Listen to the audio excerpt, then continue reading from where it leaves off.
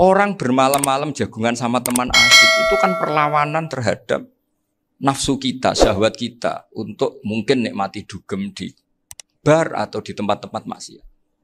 Itu setan di Indonesia tuh kaku hati sama Ki Jawa. Orang supaya tidak tertarik maksiat itu Ki Jawa cukup ketemu kancane masak terong guyon, gejol-gejolokan zaman mondok, sewengi lulus sangka maksiat. Bar wis tutup. Saya akan cerita sedikit tentang tradisi hujjah. Dulu ulama itu kelihatannya sederhana, tapi kalau berargumentasi itu hebat. Tadi Gus Yofur menyebut kitab Mbah Hasyim itu mengharamkan kentong. Beliau masyhur itu punya kitab namanya Al-Jasus an Tahrimin Nakus. Intinya kentong itu haram. Secara dalil ini meyakinkan sekali karena ketika Rasulullah rembukan sama sahabat, kita dengan apa memaklumatkan orang kalau waktu sholat masuk. Ada sahabat yang usul pakai kentong. Dzaka lin nasara itu Nasrani. Ya pakai buk itu semacam trompet besar. Dzaka lil Yahud. Kemudian ada yang usul kalau gitu api ya Rasulullah dzaka lil Majus. Sehingga dari hadis itu Mbah Hasyim berpikir kentong itu haram. Tapi Mbah Fakih Mas Kumambang itu mengkritik Mbah Hasyim dengan ngarang kitab Hazru'us an Tahrimin Nakus. Jadi beliau ngomentari kitab itu sambil geleng-geleng kepala. Kitab kok keliru nganti ngono itu. Jadi cara pikirannya siapa Ki Fakih. Kentong di Indonesia itu kanggo wedhus dicolong gitu. Pos kampling gitu. Kalau ada banjiran ya kentong, ada maling ya kentong. Jadi enggak ada persamaan sama sekali dengan kentong yang milik orang apa? Nasrani. Sehingga di pondok saya itu ada kentong tapi jelek sekali. Karena itu satu-satunya cara supaya beda dengan kentong yang di gereja. Kalau elek kan mirip kentong di pos kampling. Itu ya agak-agak ilmiah sedikit. Dulu ceritanya Gus Yofur itu saya teruskan. Itu singkat cerita, itu kalau yang di kejadian di Termas itu Mbah Dimyati sudah nyuruh semua kentong disembunyikan karena mau ada Mbah Hasyim. Cerita itu mukarrar di Kiai Fakih sama di Kiai Dimyati Termas.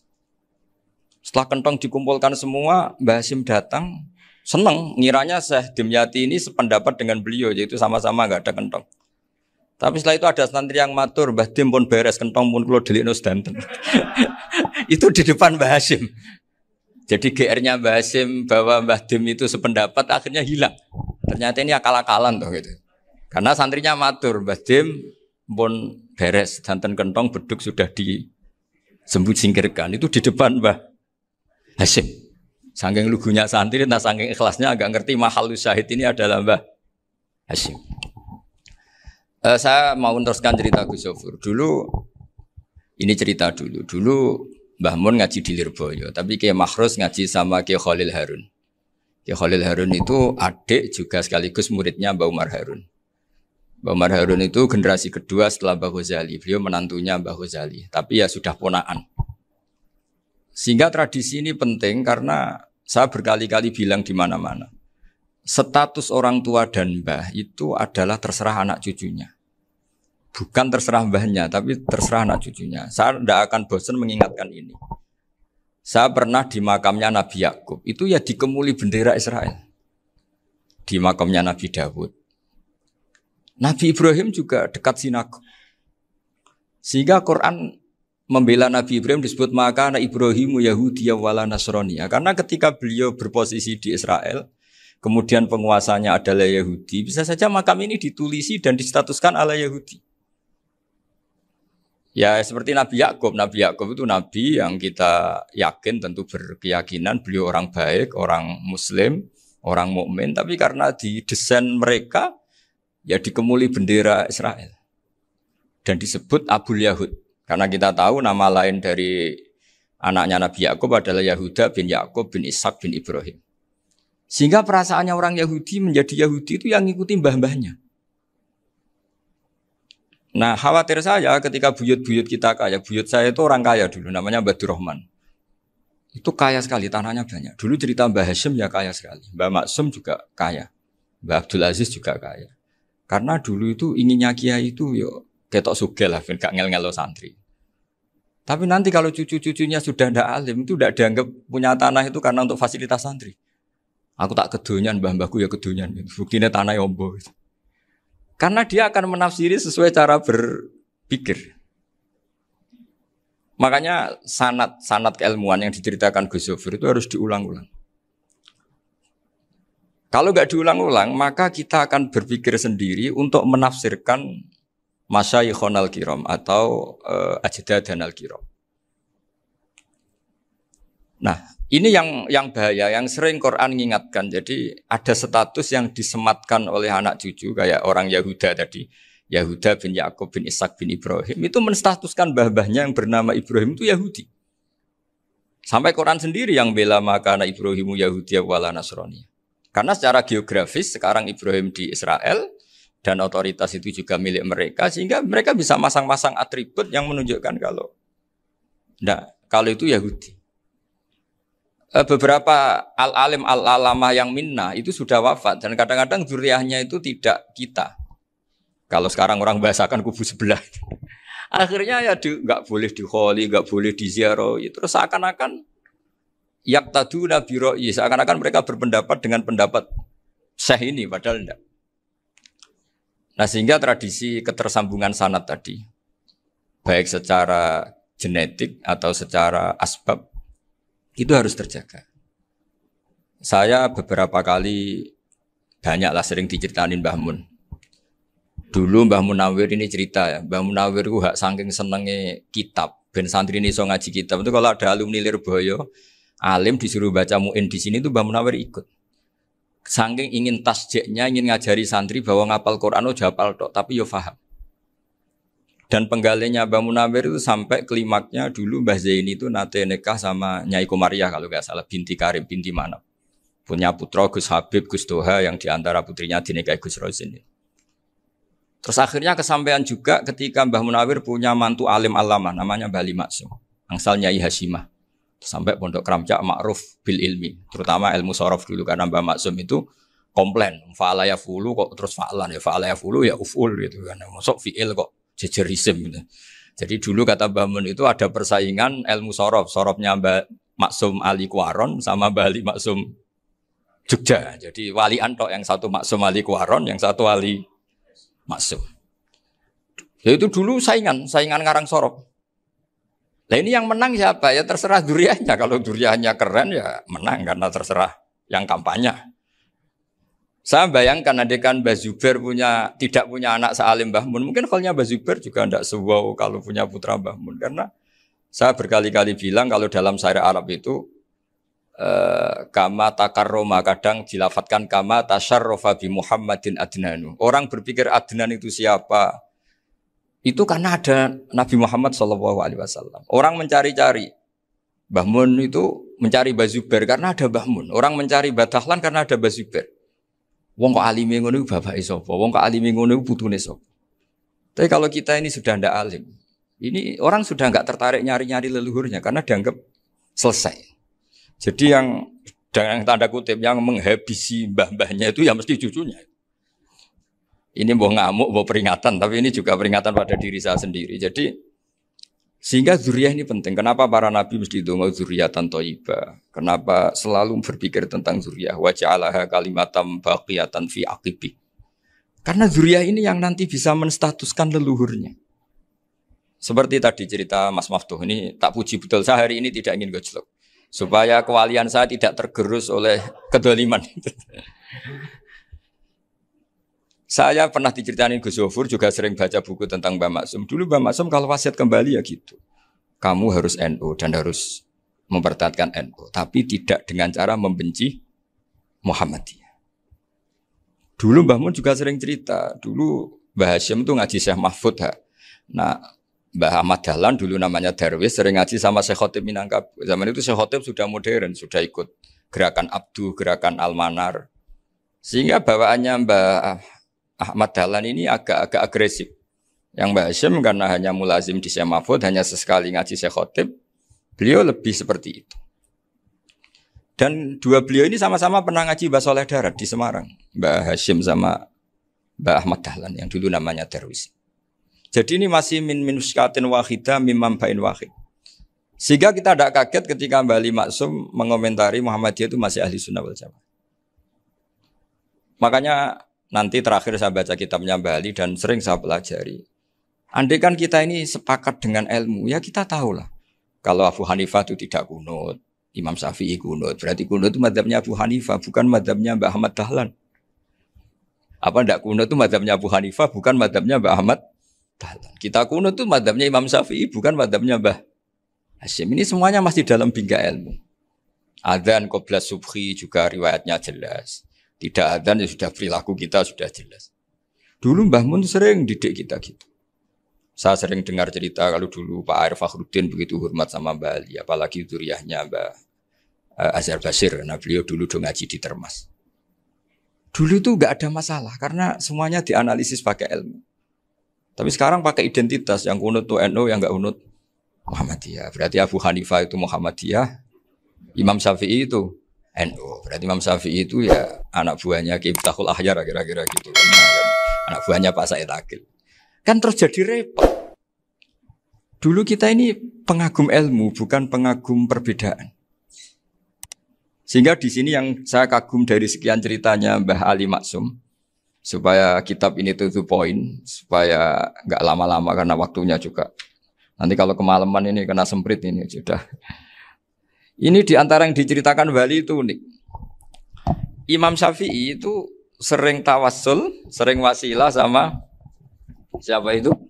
Abu Hanifah. Ini sudah tak petakan, saya baca yang sensitif lah. So, yang ini ya. Ziyar al-Babus Samin, terus sebentar ini yang bab tawassul.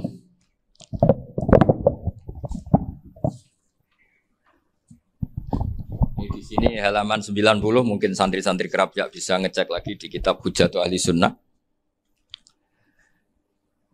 Ketika cerita tawassul, di antara yang diceritakan Mbah Ali Maksum adalah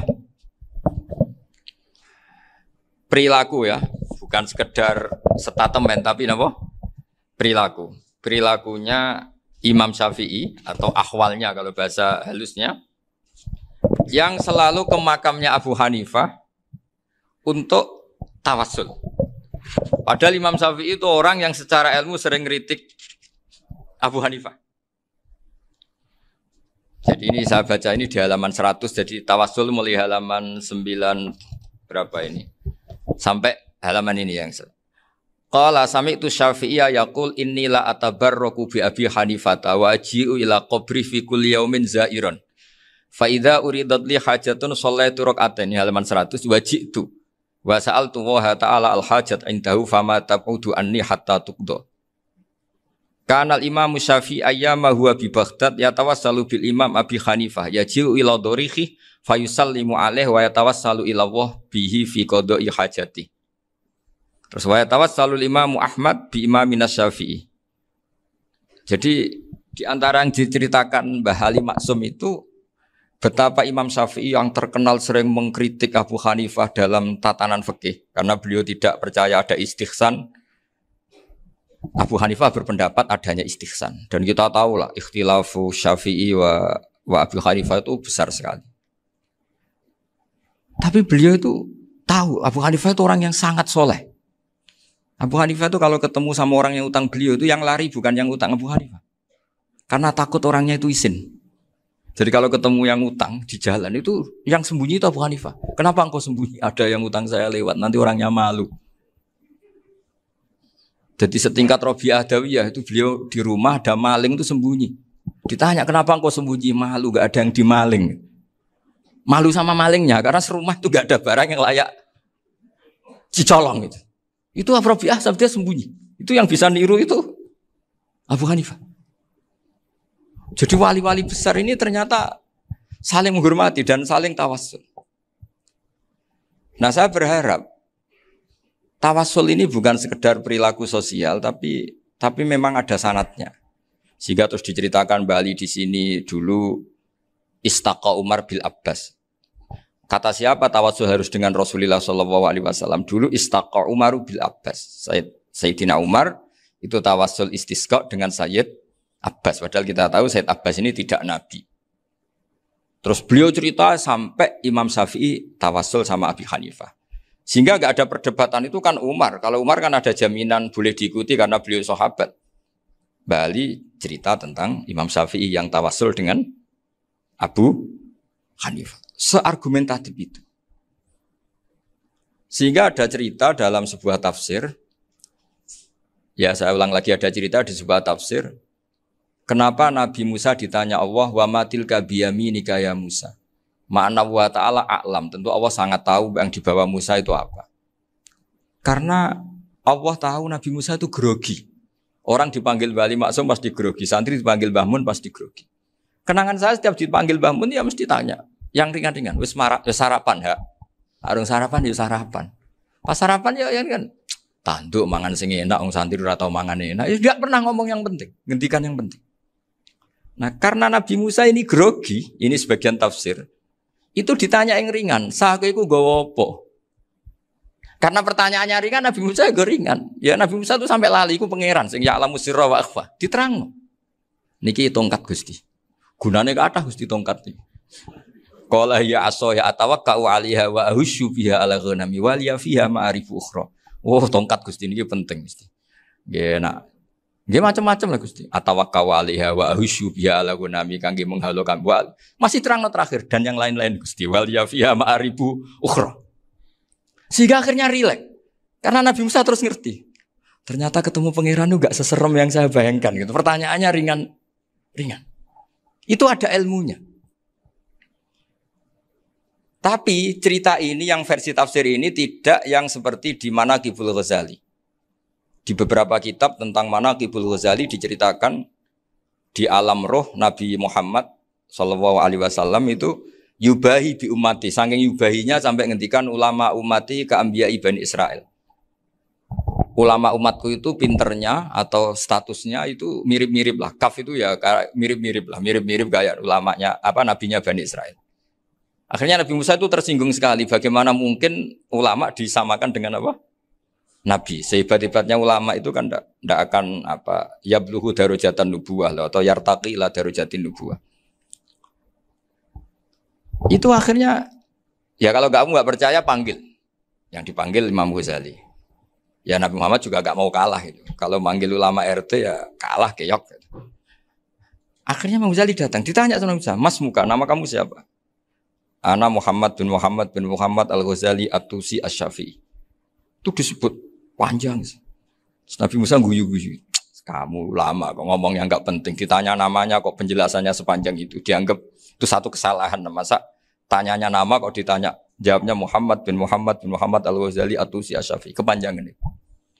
Ketika Nabi Musa agak mencibir, agak gimana itu. Terus jadi Imam Ghazali, kalau ini masalah, lebih masalah jenengan. Apa itu? Yang tanya jenengan tuh Allah ya alamu sirra wa akhfa. Dan Allah hanya tanya wa ma tilka biyaminika ya Musa. Harusnya jenengan jawab aso ya titik, bukan kepanjangan. Atawakkau 'alaiha wa syubha itu kepanjangan. Allah tanya yang di bawah kamu itu apa? Yang di tangan kamu. Harusnya jawabnya hanya aso ya. Tapi kenapa penjelasannya sepanjang itu? Sampai terakhir waliya fiha ma'arifu ukhra. Terus pinter tenan jadi gitu. Terus ada Nabi Musa terus bilang, ya pinter tenan aja gitu. Padahal kita tidak pernah GR seperti itu kan kebetulan Imam Ghazali. Gitu. Kalau yang lain mungkin ya keok lah kira-kira gitu. Tapi ini cerita dalam khazanah keilmuan.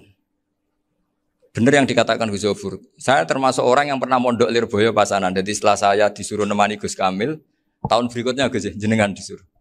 Pokoknya anakku mbok sak wulan lah kudu tahu mondok Lirboyo. Piye aku tahu ngaji Wakarim. Terus yang disuruh Mbaturi Gus Kamil itu saya. Jadi saya pernah 1 bulan tuh di Lirboyo. Karena saya ini santri beling ya, kontraknya pokoknya penting ziarah Bakarim. Biasanya enggak pernah ngaji ya. Pokoknya gerbar ngisa. Ziarah ya sudah. Ngaji subuh ingat saya sama Gus Imam. Itu dari 17 hari ingat saya ngaji 2 kali. Tapi kalau ziarah ke Bakarim sudah lupa jumlahnya karena memang kontraknya disuruh ziarah. Sampai seperti itu.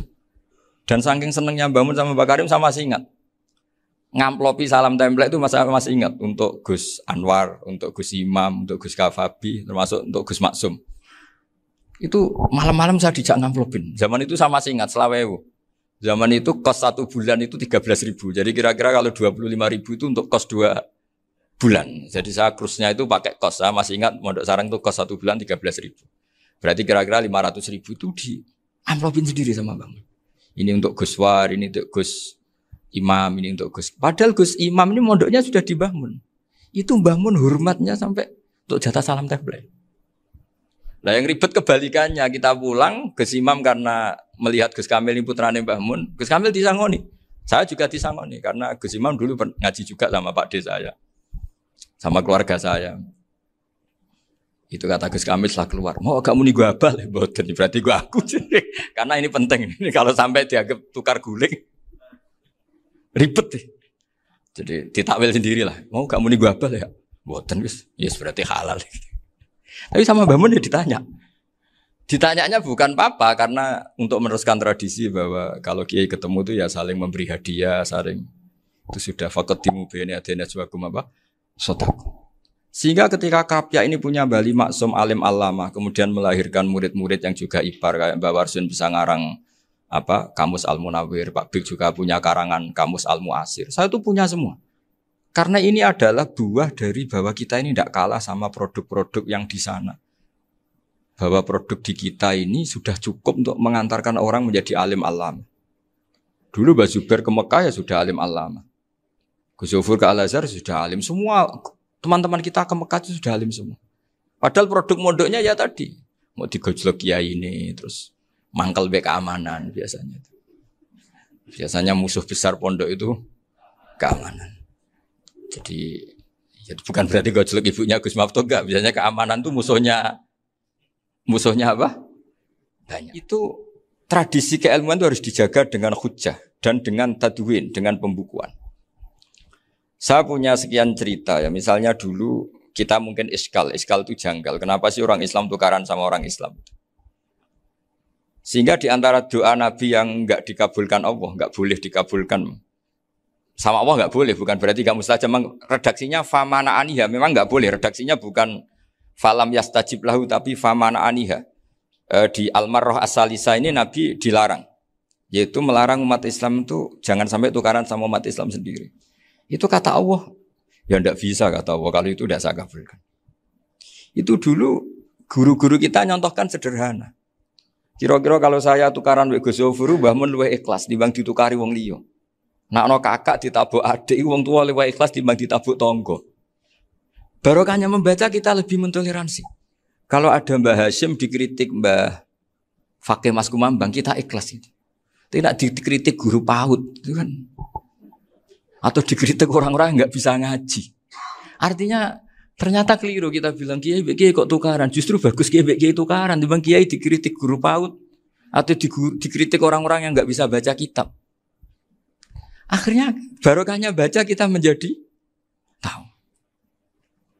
Dulu Mbah Mun sering cerita, ini masih cerita silsilah ya. Jadi Mbah Ali Maksum tadi kita tahu di antara guru besarnya Mbah Ali Maksum tentu Mbah Mahfud Termas. Beliau adalah adik dari Kiai Mahfud Termas. Mbah Dimyati ini adik Kiai Mahfud Termas. Itu punya saudara namanya Abdul Razak, juga punya saudara namanya Dahlan. Itu yang membawa Thariqah Syadziliyah di Solo Raya. Yang sekarang alhamdulillah diteruskan Gus Wafi. Dulu di antara pesannya Mbah Mun ke saya, hak Wafi kandani kon ziarah ning Mbah Dimyati. Mergo Thariqah Syadziliyah dulu itu yang bawa keluarganya Mbah Dimyati. Jadi semuanya ini masih dzurriyyatan ba'duha min ba'd. Nah pesan saya karena tadi Mbah Munawwir yang termasuk orang pertama yang bawa Quran, bawa qiraah sab'ah. Kenapa saya bilang termasuk? Karena kalau bilang paling pertama ini nanti butuh data. Dan itu agak kerepotan lah. Tapi yang jelas mimman istahara lah. Mimman istahara yang membawa sab'ah ke sini itu adalah Mbah Munawwir. Terus beliau ngajarkan diantaranya ke Mbak Arwani, pakai kitab Satibi, pakai kitab Nazmus Satibi. Terus Nazmus Satibi itu diteruskan oleh Mbak Arwani, ditulis. Yang nulis dulu Mbak Dola Salam. Bapak saya itu murid Mbak Dola. Dulu Mbak Dola sebelum ke Mbak Arwani ngaji sama Ki Said di Sampang. Bapak saya sebelum ngaji di Mbak Dola sudah hafal Quran lewat buyut saya sendiri namanya Ki Zubaidi. Yang Ki Zubaidi akhirnya jadi menantunya Mbak Ahmad Su'eb. Jadi buyut saya kandung ini namanya Sofia, itu angsal keluarga Lasem yang adiknya. Sofia ini punya adik Badi'ah yang jadi ibunya Ki Sahal. Terus Ki Sahal punya Mbak Yu namanya Muzayanah, punya di Garwa Ki Mansur punya anak Gus Qayyum. Jadi dulu ibu saya, ibunya Gus Sofur, ibunya Pak Maftuh itu semuanya di Lasem. Karena saya dari keluarga Gen ya Lasem, dari keluarga sanad guru ya Lasem. Tapi Lasem Bahdawi itu dulu ngajinya di Mbah Umar Harun di Sarang. Nah, Mbah Umar Harun ini menangi Sayyid Ahmad Zaini Dahlan. Sayyid Ahmad Zaini Dahlan ini punya cucu keempat yang hidup di Sedan. Terus makamnya di Lasem. Namanya Habib Haidar. Itu yang nulis biografinya Mbah Maksum. Mbah Maksum bukan Bali. Biografinya Mbah Maksum. Itu ditulis oleh Habib Haidar. Namanya Haidar bin Hasan bin Sodaqoh bin Ahmad Zaini Dahlan. Nah, Habib Haidar ini menantunya Sayyid Hamzah Sato. Hamzah Sato itu Hamzah bin Abdullah bin Umar. Itu kakaknya Sayyid Abi Bakar Sato, Sohibul I'anah. Nah, Sayyid Umar ini yang dulu ngajari mbahnya Mbah Mun namanya Ahmad bin Syuaib. Nah, di antara ajarannya adalah baca kitab-kitab kecil yang bisa dihafal. Dibawalah ke Sarang jadi metode muhafadzah. Tapi kemudian lama-lama oleh pondok itu jadi syarat kenaikan kelas. Dulu gak ada muhafadzah untuk kenaikan kelas ya, supaya orang alim itu harus hafal, lama-lama dipakai syarat untuk muhafadzah. Jadi semua ini sanad harus kita ingat supaya kita bisa menjaga tradisi. Termasuk tradisi ini kiai seneng jagungan, terus ngomong ra penting. Itu juga sanad. Setahu saya Mbah Mun itu kalau ketemu bapak ya guyon terus. Saya punya kenangan tuh yang dulu agak iskal tuh begini. Ada isu lah, entah isu entah hoax entah apa, ada kaji itu agak beling itu, pokoknya beling lah. Seneng siapa itu, rondo lah apa. Pokoknya beling. Ketika Mbah Mun dilaporin tamu, kalau kaji itu beling sama rondo itu. Mbah Mun tanyanya lucu. Lu ayu no cung. Wahyu banget Mbah. Wahyu. Itu bapak juga bakas ayu nih. Dulu saya sekali ini kiai kok bakas wong ayu, bakas budine barang lah kira-kira gitu. Tapi setelah saya tambah alim, tambah ngerti itu, kata bapak gini. Ya apik bakas ayu hak, timbang iya, no malah kozaf. Ternyata seni. Sekali Mbah Mun atau bapak bilang, waji kok zino kaji, maka larinya ke kozaf. Maka menghindari bahasa menuduh, ngomong yang nggak penting. Loh ayu no. Jadi kiai dulu tuh orang sok suci tapi menghindari hal-hal yang jadi punya seni untuk ngelola kehidupan. Orang bermalam-malam jagungan sama teman asik itu kan perlawanan terhadap nafsu kita, syahwat kita untuk mungkin nikmati dugem di bar atau di tempat-tempat maksiat. Itu setan di Indonesia tuh kakuati sama Ki Jawa. Orang supaya tidak tertarik maksiat itu Ki Jawa cukup ketemu kancane masak terong guyon, gejol-gejolokan zaman mondok, suwengi lulus sangka maksiat. Bar wis tutup. Perlawanannya sederhana, enggak pakai tahajud, enggak pakai wiridan karena Ki Jawa juga koyoke rapati potongan ahli ibadah gitu. Itu jagungan gitu. Jadi setahu saya itu pernah lihat Bali itu sekali ketika beliau ngisi ceramah di Mbah Hamid Bedowi. Saya masih kecil diajak bapak. Dulu kalau bapak ngelihat Bali sama Mbah Hamid itu mesti nangis. Karena dua orang alim bertemu. Yang akhirnya ya bisanan itu. Mbah Hamid punya anak Gus Nasih, di sini ada Mbah Nafisa, terus jadi Mbak Salih Hindun itu. Jadi dulu tuh ya guyon terus ketika ketemu. Itu yang sering bodoni Mbah Hamid itu ya Ki Bisri. Ki Bisri itu kalau datang ke Ki Hamid Pasuruan, nak wali tenan aku teko ditatakno mangan. Jadi ukurannya ya. Ternyata sampai sana dikei mangan tenan. Masih belum mengakui, kan nak wali tenan aku iki kiai rung di mobil, dongakno aku di mobil. Sudah kalah satu seri itu masih gak terima. Lalu itu Mbah Hamid akhirnya berdoa, ayo monggo, mungkin-mungkin Ki Bisri gak ada mobil. Itu setelah didoain masih tanya, mereknya apa merek? Jadi itu Mbah Hamid jawab, yo paling Holden itu, paling Holden. Itu nyari mobil itu ya adalah dapatnya Holden. Suatu saat Mbah Bisri diundang Mbah Hamid gak dikasih bisaro, karena utangnya sudah banyak Mbah Hamid. Mbah Bisri ini utang doa tadi. Itu ya gak dikasih besar ya gak mau kesang apa-apa kelambimu kayak aku. Didol sama muhibbinya Mbah Hamid. Itu harganya melebihi jatah bisaroh. Ketemu Mbah Hamid. Kang, susu Kang, mergo. Jadi dulu itu rileks, makanya ini yang diceritakan ke Zofur. Sebetulnya kalau kiai-kiai itu bersanad itu ya rileks, hidupnya itu rileks. Karena rileks ini perlawanan terhadap kemungkaran. Saya dulu musyawarah sering sama Gus Zofur usul fikih. Itu jelas di antara yang ditulis Lubil Usul itu. Ya kita tahu tadi misalnya sanad usul fikih, Mbah Ber itu sangat al-usuli Kiai Zubair Dahlan, abahnya Mbah Mun. Punya murid di antaranya Kiai Sahal. Kiai Sahal punya karangan Thariqatul Husul fi Syarhi Lubil Usul. Itu Thariqatul Khusyul itu beliau ngendikan dalam mukaddimah bahwa saya bisa mensara ini berdasar ngaji, maknani sama Basibir. Terus beliau mengutip sarah itu dari kitab Nailul Ma'mul. Beliau ngendikan binus khotin khotiyah ghairi matbu'ah. Dan itu ditemukan di Kiai Mansur di Lasem. Karena Kiai Mansur iparnya Mbah Sahal. Mansur bin Khalil itu diantara katibnya Syekh Mahfud. Jadi semuanya ini sambung. Mbah Ber saking ahli usul fikihnya, kalau ngajar usul fikih itu kalau guyon takriran saya ini lebih memahamkan ketimbang sarah. Ya sudah, terus Mbah Zubair Kiai Fakih, terus Syekh Mahfud. Di sini Syekh Mahfud termasuk orang yang dekat Mbah Munawir sampai putrane Mbah Mahfud namanya Gus Muhammad dibawa Mbah Munawir, kemudian mondok di Termas diantaranya, terus dinikah jadi menantunya kalau nggak salah Haji Taslim di Betengan, kemudian sekarang juriannya Mbah Mahfud di Betengan. Ini nggak boleh hilang secara seperti itu. Diantara di usul fikih diterangkan ketika diantara 5 hukum itu ada yang bernama mubah. Mubah itu boleh dilakukan, boleh ditinggalkan, dan kalau dilakukan ya tidak berpahala, tidak disiksa. Itu ada ulama yang protes. Protes nggak bisa seperti itu. Ithma min mubahin ila wa tahaqqaqu bihi tarku haramimma. Fa'il zamu minas sukun tarkul qatli wa minas sukut tarkul qadaf. Tidak bisa, mubah itu tidak ada. Kalau kiai jagungan semalaman, itu Allah ngitungnya itu hada taroka dugem, wahada taroka delok dangdut, wahada taroka kada wakada. Oh, itu luar biasa. Dan kita ngikuti yang seperti itu saja. Gak usah tahajud, gak usah witir telulas, kaya ora kuat timbang gremeng. Sewengi jagungan, setan ngenteni kita tergoda maksiat, ternyata maksiatnya sampai tutup, kiainya masih apa?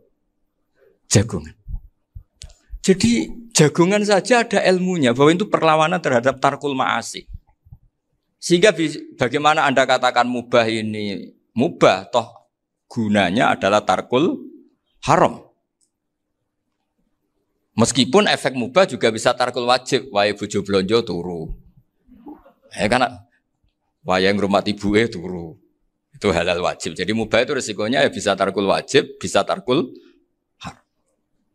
Sehingga kalau sanad ini terjaga secara baik, secara kultur, saya sering juga sakuan sama Gus Yofur, itu mesti tak niati gitu.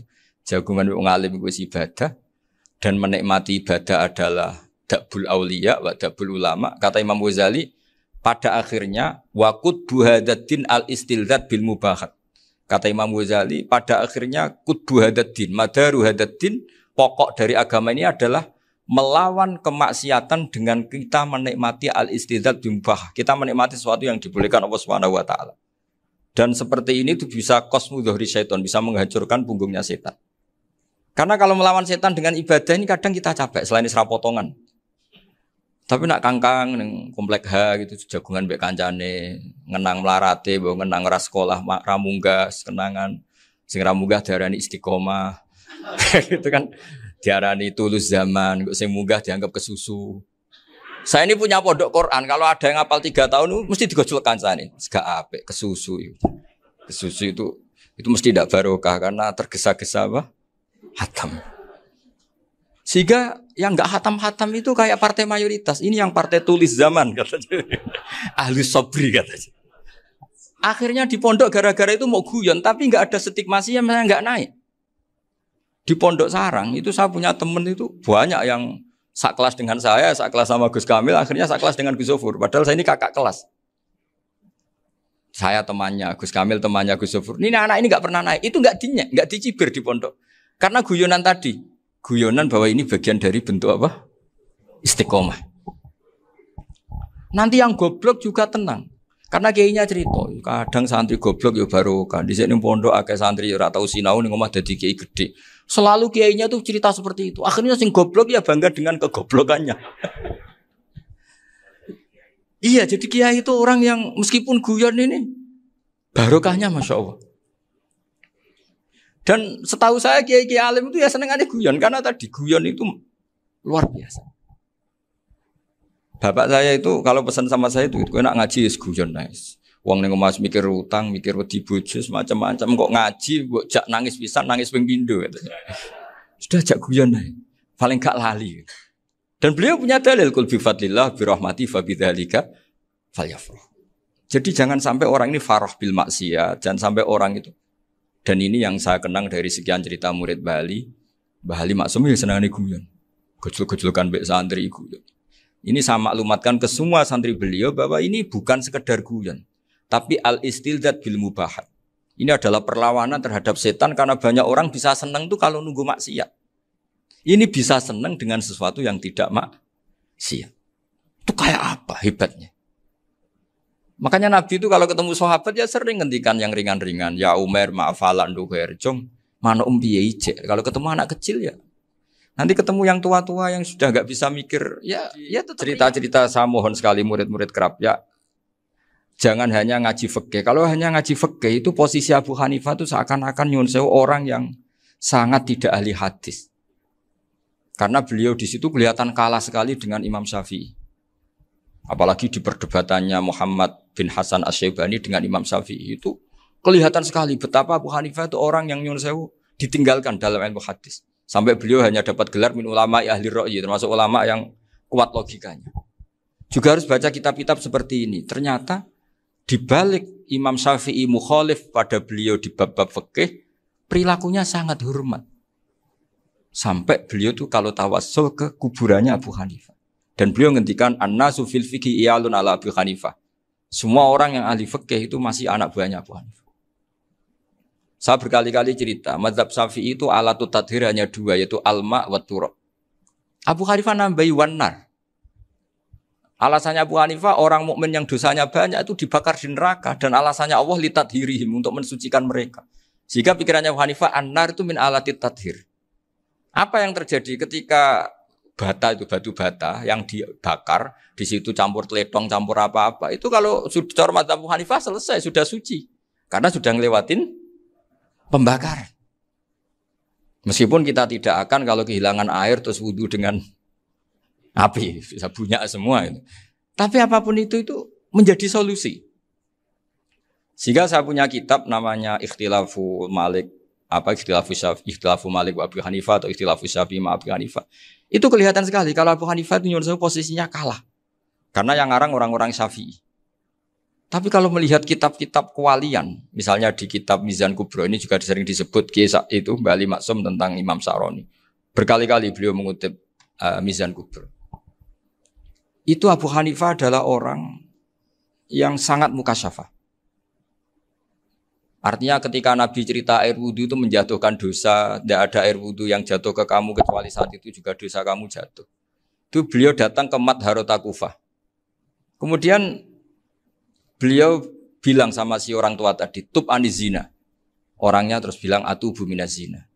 Ada lagi pemuda datang dibilangin tub an ukuki walideka. Terus bilang tub tu an ukuki walidaya. Sampai yang terakhir ada tub an simai alatilahwi atau an samai alatilahwi. Terus tub tu an samai. Ketika orang itu ditanya, kenapa engkau begitu tahu dosanya apa? Saya tahu air wudhu ini menjatuhkan apa. Jadi kira-kira kalau zina mungkin ya batang babi lah. Kalau hanya sekedar melihat bak-bak mungkin ya curut atau tikus lah kira-kira gitu. Nah dulu sediluk ya mungkin ya tikus cilik gitu. Nah dulu suwi ya tikus werok itu atau apalah. Pokoknya beliau itu tahu. Tapi anehnya Abu Hanifah apa? Setelah itu dia nangis minta mukasafahnya ditutup. Ya Allah saya ini mukasafah kok malah menjadi tahu sawatil mukmin. Padahal aturan syariat jenengan man satara musliman satarahu bahwa enggak baik melihat jeleknya orang mukmin. Minta ditutup. Makanya saya ini bangga ada mukasafah. Makom yang kita sampai sekarang tuh makom setelah Abu Hanifah mukasafah. Jadi Abu Hanifah repot-repot mukasafah, minta makomnya ditutup tidak menjadi mukasafah. Dan alhamdulillah kita sudah tidak mukasafah sebelum minta ditutup. Jadi kita ini keren. Keren karena aturannya itu man satara musliman satara huwa, yang tidak tahu aibnya orang muslim maka Allah akan nutupi aibnya di akhirat. Dan kita alhamdulillah barokahnya tidak mukasafah, tidak ngerti aibnya orang mukmin. Jadi kita harus pakai patokan ilmu. Saya ulang lagi, kita harus pakai patokan. Makanya saya tahu betul ketika Kiai Hamid Pasuruan, beliau dulu ngaji Jamul Jame, ngaji Juman, Bali Maksum di sana sama Gus Habib, sama Gus Muhammad bin Mahfud. Termasuk mbah saya kandung dulu Kiai Sidik, mbah saya yang dari itu juga ngaji di Termas. Bapak saya dulu Kiai Nur Salim ngaji di Buyut Baiti. Dulu itu kawin juga sederhana, kak cerita Gus Sofur. Jadi bapak saya kandung itu Kiai Nur Salim itu ngaji di Mbah Baiti. Mbah Baiti itu adik kandungnya buyutnya saya dari ibu. Nah, Mbah Bedi itu teman akrabnya mbah saya namanya Kiai Nursam, Mbah Nursam. Singkat cerita terus Nur ke Jorabi arata Arabekno itu. Setelah bapak saya ke Badullah mau ditawarin jadi mantu, kata bapak saya kula pun dipek mantu Mbah Bedi. Akhirnya dapat ibu saya itu. Karena ibu saya itu cucu Mbah Bedi, cucu lambung. Jadi mbahnya ibu saya itu Mbak Yunya Mbah Bedi. Namanya Mbak Sofia tadi yang dapat Mbak Idris itu. Yang Mbak Idris ini bin Umar. Ya Mbak Umar yang mbahnya Mbak Hamid. Hamid bin Abdul bin Umar. Kalau bahasa itu Fatimah binti Idris bin Umar. Dulu kecilnya Mbak Idris namanya Abdul Khalik. Kalau kecilnya Mbak Hamid namanya Abdul Mukti. Kalau kecilnya Mbah Maksum namanya Muhammadun kalau nggak salah. Dulu itu orang dulu itu namanya dua-dua karena diganti ketika musim apa? Haji. Jadi ini terjaga. Sehingga tidak ada ceritanya kiai-kiai yang jagongan kemudian santrinya itu yang agak-agak khawatir. Kiai kok sungi-sungi jagongan, gak tahajud, gak duha, itu tidak ada. Karena ini dianggap fi'lul mubahat untuk melawan mungkarat. Jadi sehingga di kitab Ikhya diterangkan, kamu jangan ngira orang-orang soleh ketika jagongan itu min ahlil bitolah wa takasul. Itu orang-orang yang pemalas itu enggak. Tapi mereka bisa mengasiki Allah. Bahwa dalam jagongan ketemu teman ya asik, gejul-gejulkan sama Pak Maftuh ya asik. Dan keasikan ini bentuk perlawanan terhadap keasikan harus dengan maksiat. Itu kayak apa kalau kita ngaji sampai seperti itu. Termasuk tadi yang diceritakan Pak Maftuh kitab Hunyah. Semoga beliau cerita juga pernah belajar. Saya pernah belajar kitab Hunyah khatam. Itu diantara yang diceritakan Syabdul Qadir Al-Jilani tadi kata beliau Al-Jilani dipakai Jim Al-Jilani. Ini agak beda dengan kita. Mbah Zubair itu punya kitab namanya Al-Qalaid Al-Uluyah. Beliau menfatwakan nama-nama ajam itu kamu bebas. Ajamiyun fasna bihi masyita. Sehingga kita kalau punya kiai harus mau qolal ustukhri. Sehingga mau qolal istukhri. Tirmidzi juga nasibnya sama. Qolat rawahut Tirmidziyu. Sehingga rawahut Turmudziyu.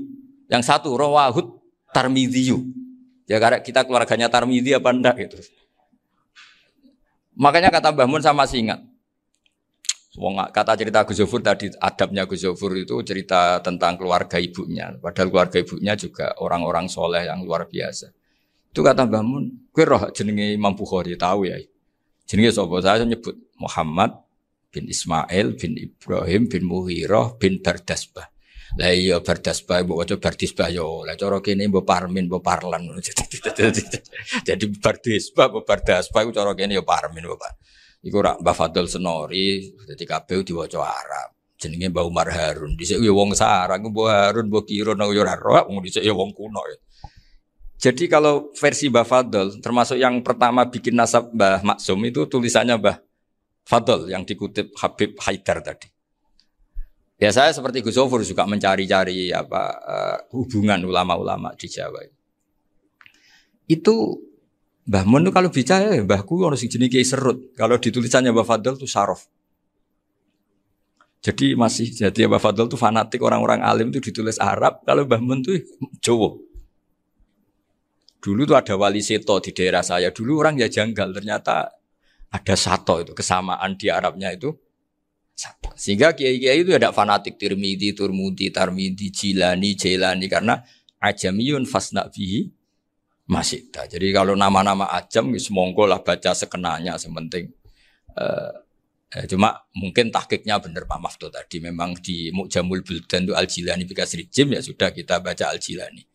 Sebab itu kayak Pondok Pelosok Lirboyo itu menurut saya bagus. Orang itu maknani betul sama gurunya. Kalau Sarang enggak. Kalau Pondok Lirboyo, pondok yang tadi ternyata keluarga Mbah Munawir sini pernah bisanan yaitu Mbah Zaini pernah nikah sama Nyai Komariah ya kalau enggak salah, punya putra Gus Habib ya, Pak Toha dan sebagainya. Itu betapa hubungan pondok Quran sama pondok kitab dulu itu enggak pernah terputus. Bapak saya selapal Quran itu dulu ngaji Mbah Zubair. Jadi bapak saya sering ngutip mu'en apa, padahal bapak saya itu terkenal tuh, beliau cita-citanya itu saya ingin hafal Quran kayak hafal Fatihah. Beliau itu sampai sepulahnya sekali. Karena beliau inginnya hafal Quran kayak hafal Fatihah. Termasuk murid terbaiknya Mbah Dullah bapak saya. Itu ya ngaji kitab. Sehingga kata Mbah Mun, jadi Mbah Munawir de mantu Bali Maksum, itu ya sudah dipenggali. Sudah dipenggali dituruti pangeran. lahirlah seorang Bali Maksum yang membawa. Jadi dulu itu ya Gus Muhammad yang ngaji di Termas, nanti Mbak Arwani sebelum ngaji di sini ngaji di Tebu Ireng. Sehingga Mbak Arwani bisa ngarang kitab.